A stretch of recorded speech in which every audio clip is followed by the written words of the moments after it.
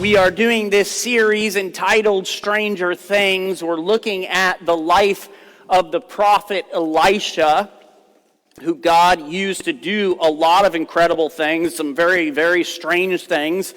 And we began this series by looking at the sky being split open and the prophet Elijah being taken to heaven in a whirlwind. There were horses and chariots of fire and all that kind of stuff.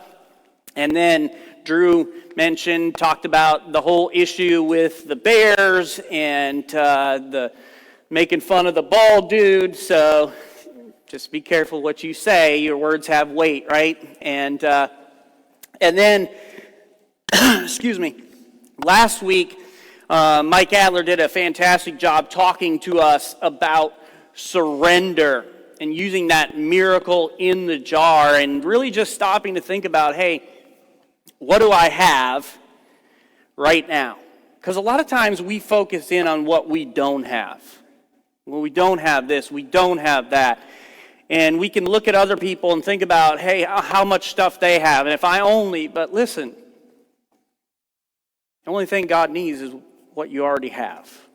That's enough for him to work and to move and do mighty things. The question is, will you surrender it over to him and allow him to use it in a great way in your life? And then today we're going to be talking about the boy who came back from 2 Kings chapter number 4. And as we get started, I want you just to stop and to think about something that you lost that you weren't really planning on losing. And we've all had those moments. How many of you are brave enough parents to admit you've lost your kids at a store or somewhere else at least one time? All right? Yeah, some of us in here, thank you for making my wife and I feel better. We've had times where, we've got 4 of them, right? So we've got 1 to lose probably. But there's that time where you don't know where they are, and it's a panic. My girls were just reminiscing today about a time where my wife and I were out of town. They were home. They were watching my favorite child, my son Coconut. And that's our dog, for those of you that don't know. Like, your kid is named Coconut? They're watching my dog Coconut. And somebody didn't shut the door all the way, and Coconut just walks out of the house. Catherine comes downstairs. She's my oldest daughter, maybe my most responsible daughter, and says, "Where's the dog?" And the panic sets in right away. Not because the dog is lost, but because Dad's dog is lost. So we've had those moments where it's like something that we care about. It could be a dream that we had, and it's lost. It could be a job. It could be a friendship. There's a lot of different things. Maybe it's your joy, and that's been lost. And it's one thing if we feel like it's something because of something that we have done. It's another thing when we feel like, hey, I'm trying to follow God. I'm trying to do right, and yet this thing still was taken away from me for whatever reason. And that can be difficult to deal with. And that's kind of what we're going to look at today. So in Stranger Things season 1, there is a lady there named Joyce. And Joyce's son Will goes missing. And the police are searching. They finally get to a point they can't find him. They stop searching. Everybody just thinks that he is dead. But Joyce holds on to the fact that he's still around. And she is so certain. She doesn't necessarily know where he is or what's happened to him. She is so certain. She's talking to Christmas lights, which, if you saw the Christmas lights donuts, that was pretty epic. That was cool. But she's holding on to that fact that, hey, he's around somewhere. She doesn't lose hope even when it gets difficult. And that's the thing that we're going to see here in 2 Kings chapter number 4 as well. The Shunammite son, the very son that Elisha prophesied to her, dies. And for those of you that are unfamiliar with what happened with the story, there was this couple. They kind of opened up their home to the prophet of Elisha. They made him a little spot where he could stay and live while he's in the area and he's doing what God has him to do there. And so Elisha goes to her and says, hey, you guys have been kind to me. You've been good to me. God's going to give you a son. And the words of this woman were so powerful because she said, listen, don't play a joke on me. Like, don't fool me with this. And he's like, no, this is literally going to happen. And so that's exactly what happens. God gives her a son, and we are going to be picking up the story here in 2 Kings chapter number 4 as we talk about this boy who came back. But there are some questions maybe that we wrestle with, and that is, what do I do when what God gave me dies? What do I do with that? What do I do when the promise doesn't survive the process? What do I do when God moves in my life and then everything goes silent again? What do I do when I can't fix it? And here's the thing, we don't need shallow answers in those moments. What we need is resurrection power. So as we get ready to talk about the boy who came back, first of all, I want you to see from this woman here that faith clings to what it was given. Look at 2 Kings chapter 4. We'll pick up the story in verse number 18. So it says, when the child had grown.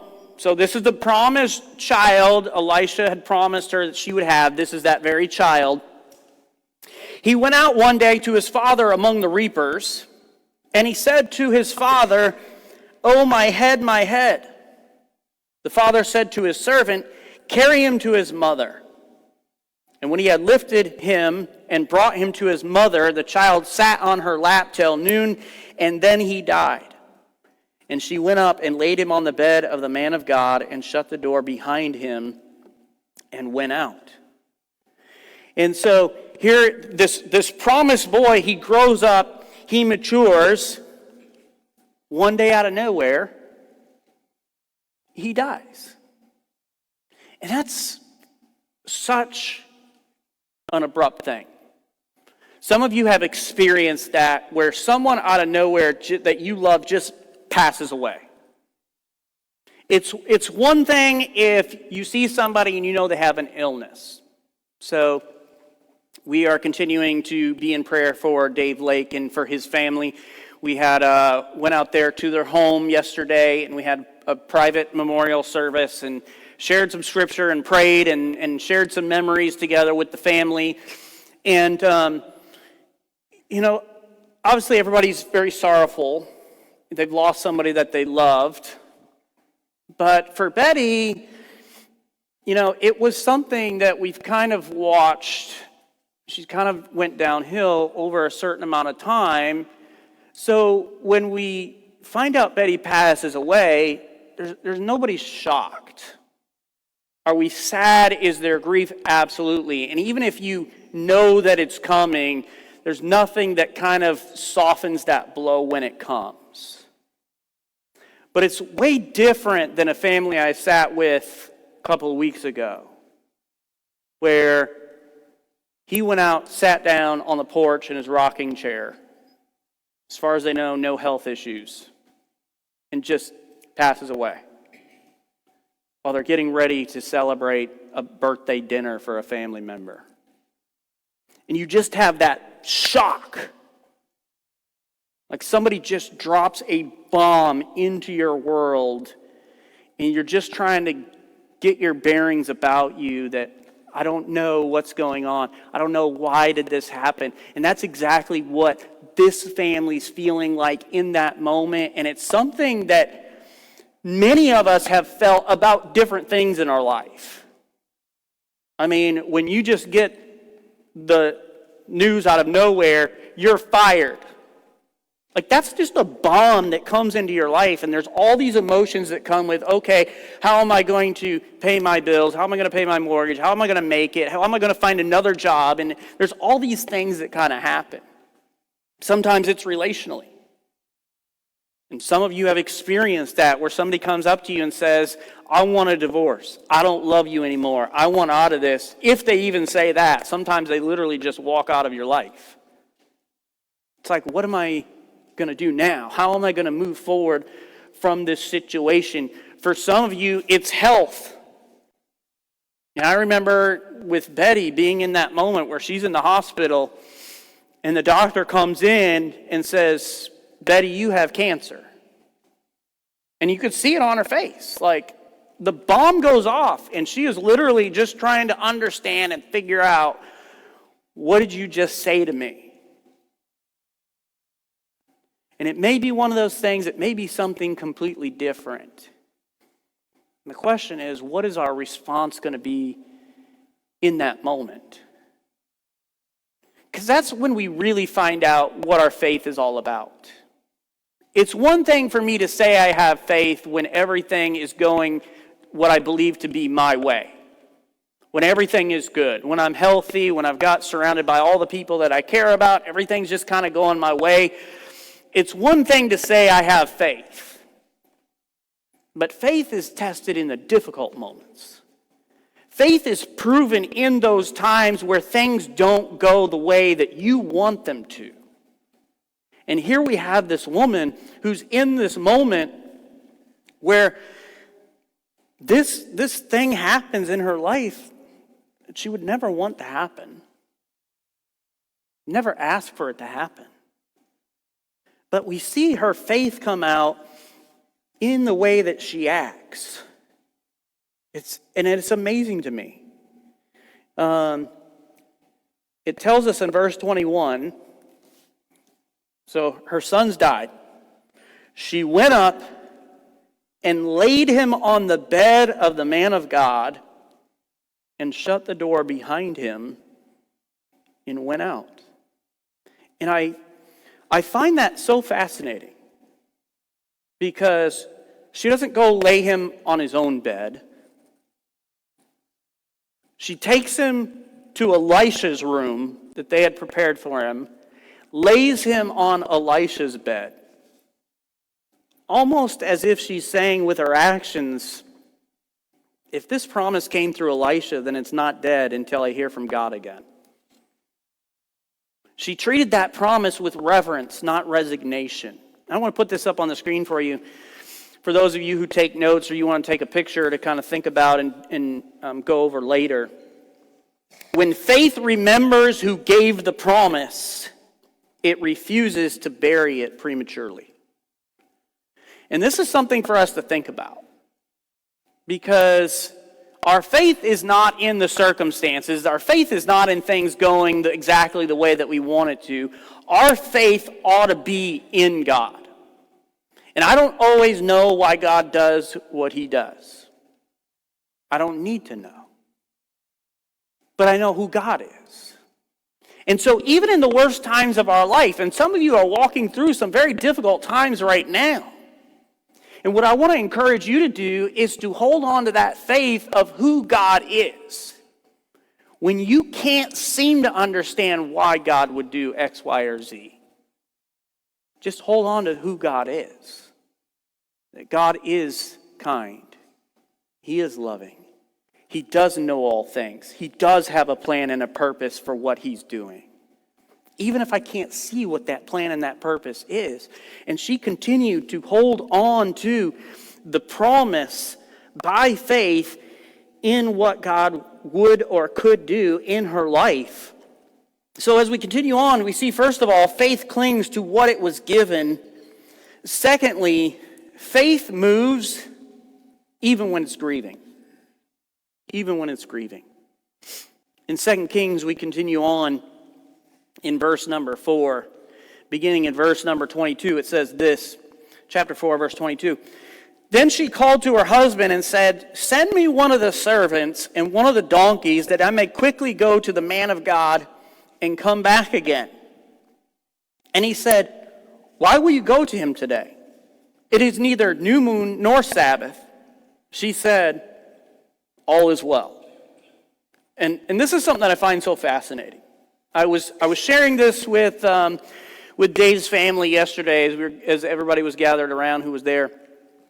And I told Dave, I said, I admire, I am humbled and convicted by your faith in this moment.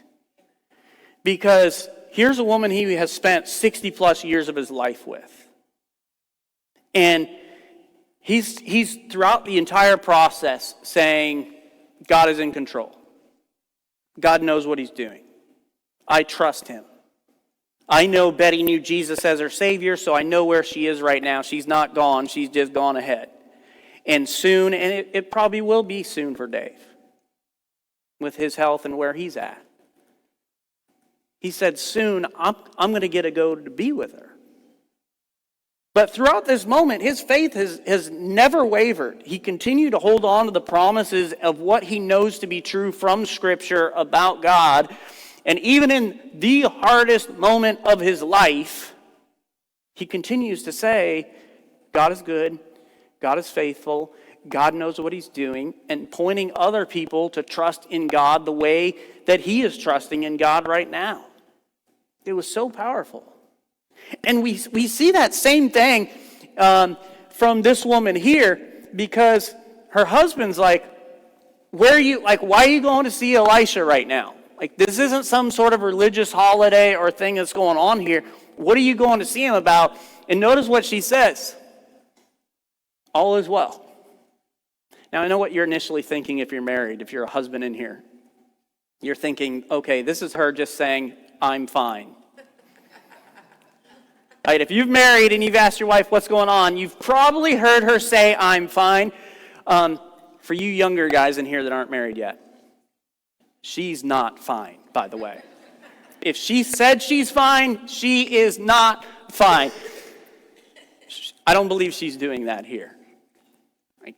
She really is displaying her faith. That all is well. Don't worry, everything's good.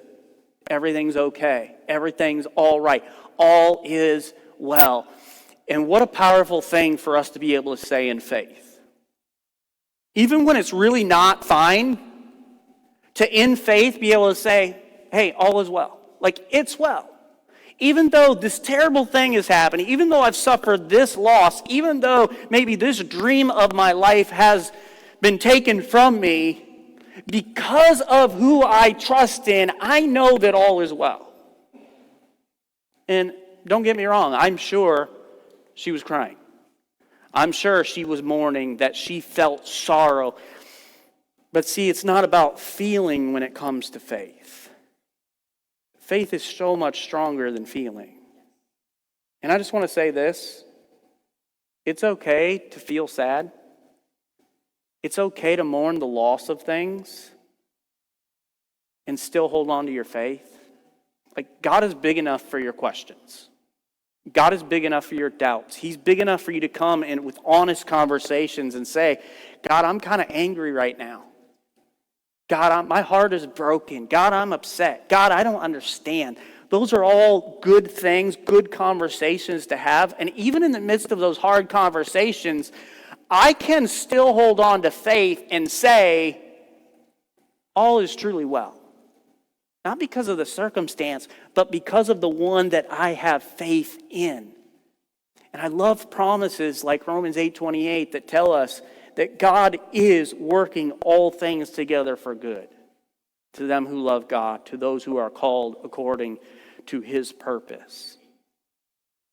But God is the one who dictates what good looks like. Sometimes we think because it's not working out the way that I want it to work out, that it's not working out to good. God has a plan and he's got a purpose. She's able to say, all is well, verse 23. Let's look at verse 24.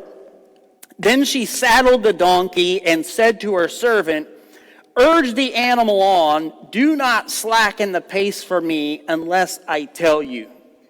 So she basically says, hey, we're going to get it. We're going to go, and don't slow down, and don't stop unless I tell you to slow down or stop. I want to take you to another moment. This one from Stranger Things Season 4. One of the main characters by the name of Max, and we'll put her on the screen here.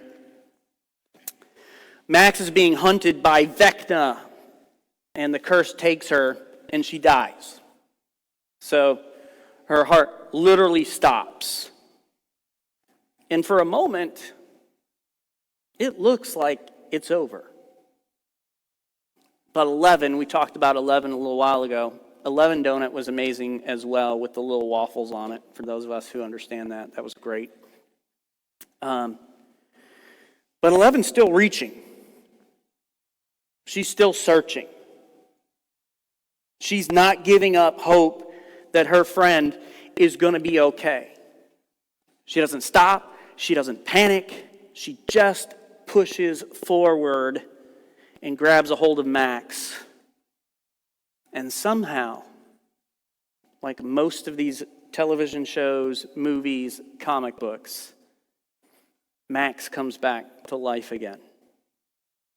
It's not the same moment, but it's the same spirit that we see in 2 Kings chapter number 4. Her son is dead. Her grief is real. But she keeps moving.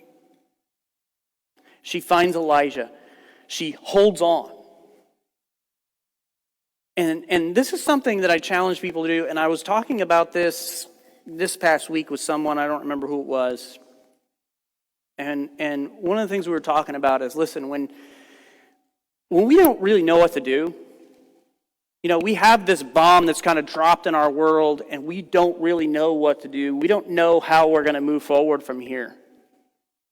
Just do whatever the next right thing that you know to do is. Just do that. She just keeps moving forward in faith, whatever the step is for her. There's certain things, even when we don't know what to do, we know what to do. Like we know as a follower of Jesus, get into the Word. Let God speak to you through His Word. I may not know where the next job's going to come from if I lost my job, but I can go to the Word. We know we should be spending time with God in prayer, like talking to Him, pouring out our heart to Him, communicating with Him. I may not know what to do. Like, what is the step for me when the doctor says cancer? What am I supposed to do now with this? Well, I can go to Him in prayer. See, there's certain things we know we should do. We should be gathering together as believers. And sometimes what happens when we have a difficult thing that happens to us, a loss, and we just don't understand it, the natural tendency for most of us is to isolate ourselves, which is the exact opposite of what we should be doing. We need these people who are here today. This is our family. Like, these are the people who will love us, who will support us, who will encourage us in the worst moments of our lives. It's one of the most beautiful things about the organism and the organization that God has brought together called the church, is our love and support and encouragement for each other during the hard times. I may not know what to do about this loss or that loss, but I know where I can go to find help, comfort, encouragement. So whatever it is, the next right thing, she just continues to move forward. She finds Elisha, and she holds on. Sometimes the greatest act of faith is not giving up in the middle of your heartbreak.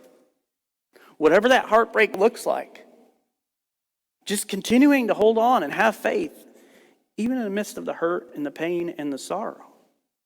Verse 25 continues on. So she set out and came to the man of God at Carmel.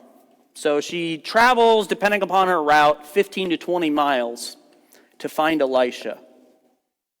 When the man of God saw her coming, he said to Gehazi, his servant, "Look, there is the Shunammite. Run at once to meet her and say to her, 'Is all well with you?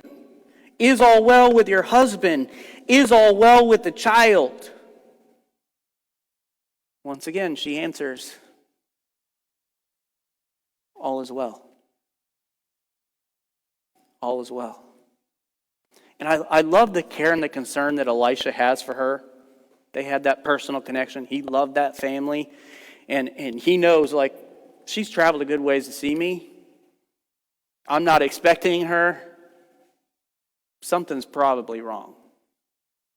Her response, all is well. Verse 27, when she came to the mountain, to the man of God, she caught hold of his feet. And Gehazi came to push her away. But the man of God said, leave her alone, for she is in bitter distress. And the Lord has hidden it from me and has not told me. Then she said, did I ask my Lord for a son? Did I not say, do not deceive me?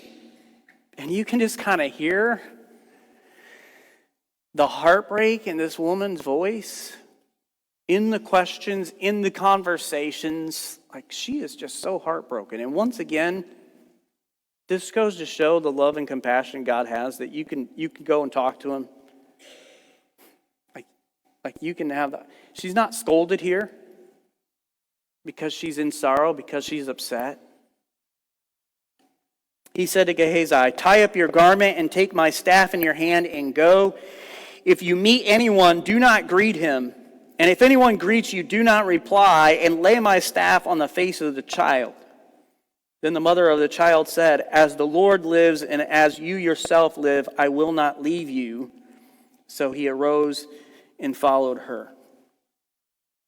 And here's this amazing thing where she had so much faith. She's like, man, if I can just get to the man of God, if I can just get to Elisha, it really will be everything really will be well. Like, it's going to be fine. And you see how that faith just continues to hold on. And when he says, hey, he tells his servant, Gehazi, go ahead, take my staff, you take care of the child. She's like, no, I'm staying with you.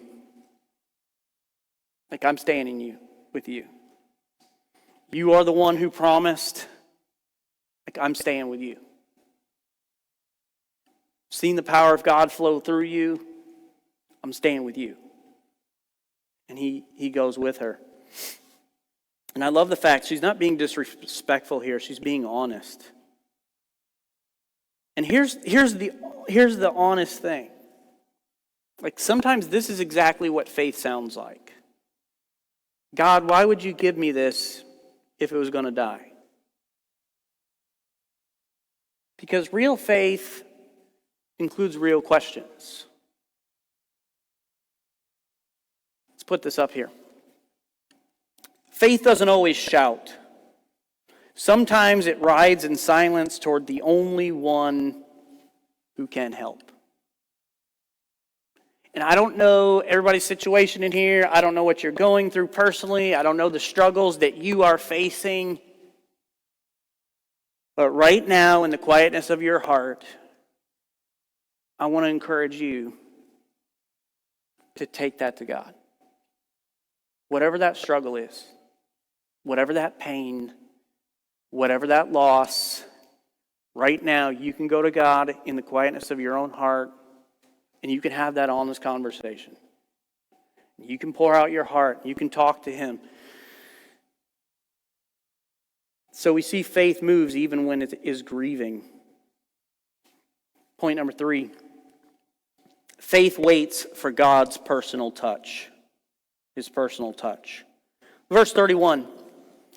Gehazi went on ahead and laid the staff on the face of the child, but there was no sound or sign of life. Therefore he returned to meet him and told him, the child has not awakened. And this is something that I thought was like, I'm not quite understanding. Because Elisha said, hey, Gehazi, go ahead, take my staff, lay it on the face of the child. And it seemed like the expectation would be everything would be fine after that. Like, the child would rise when that happened. So he goes, he does what he's supposed to do, does what he's told to do, nothing happens. But here's the thing. There is no power when you're just going through the motions. Like if you're just going through the motions, there is no power in that. Real power comes from real faith in our hearts. Faith in the one who has all power. We know from those of you that are more familiar with Gehazi, not necessarily the most godly person. He had his own battles, he had his own struggles.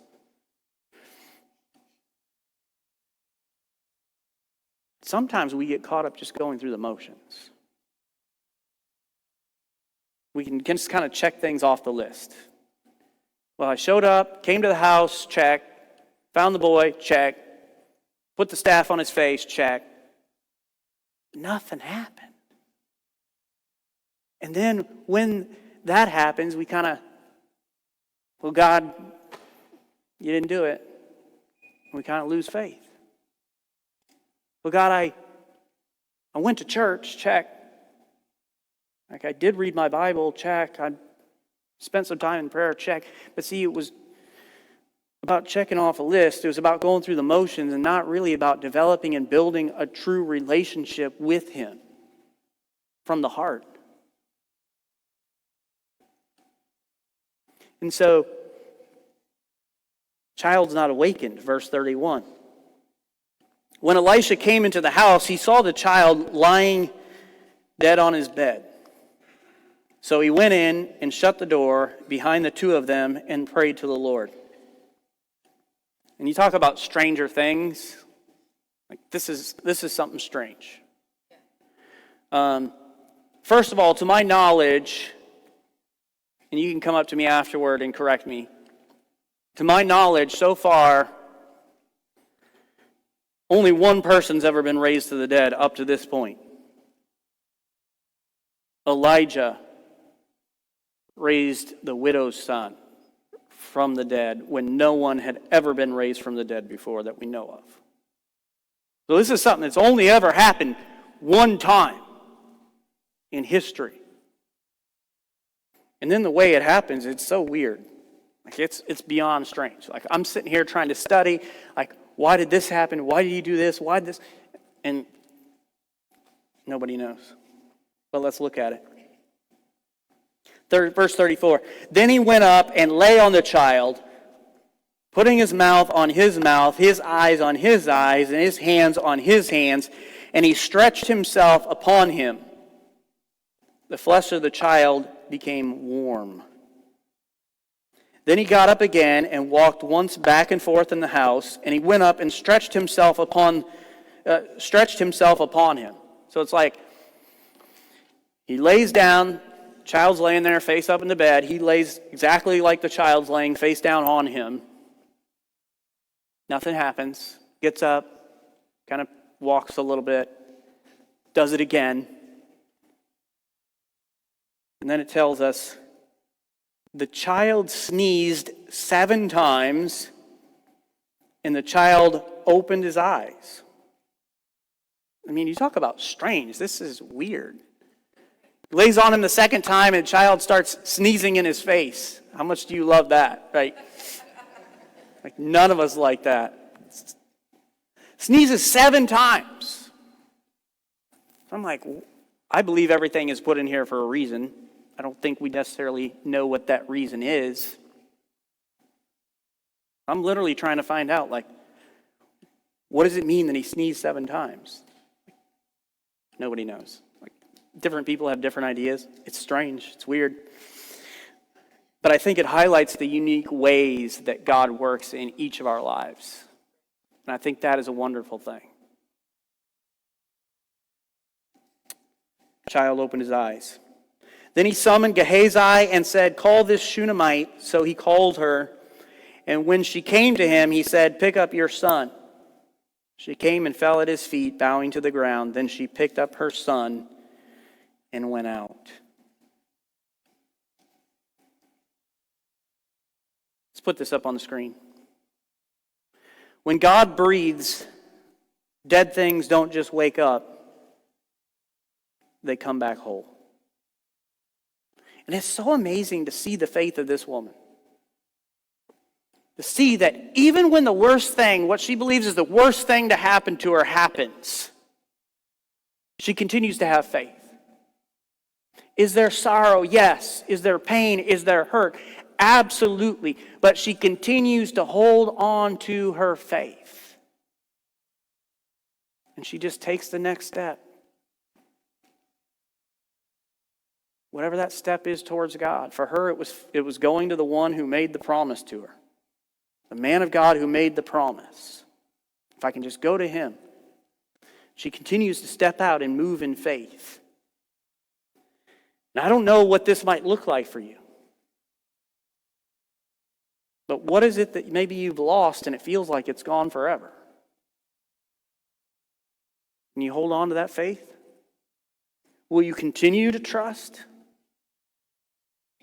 Even when things look somewhat hopeless? Maybe it's a calling. Maybe a relationship. A sense of purpose. A season where you were thriving in your walk with God, but now you feel like you're not. You can either bury it, or you can bring it back to the place where you once encountered God. And this story reminds me of this fact, and I'll leave you with this. God can revive what looks lifeless. You've got to lay it down and you've got to be honest. You've got to wait for his personal touch. As a church, we don't bury promises God hasn't finished with. We don't walk away when the dreams God breathed into us haven't come true yet. We don't say it is what it is. We say it will be well. Because we serve the God who revives, the God who restores, the God who still brings dead things back again.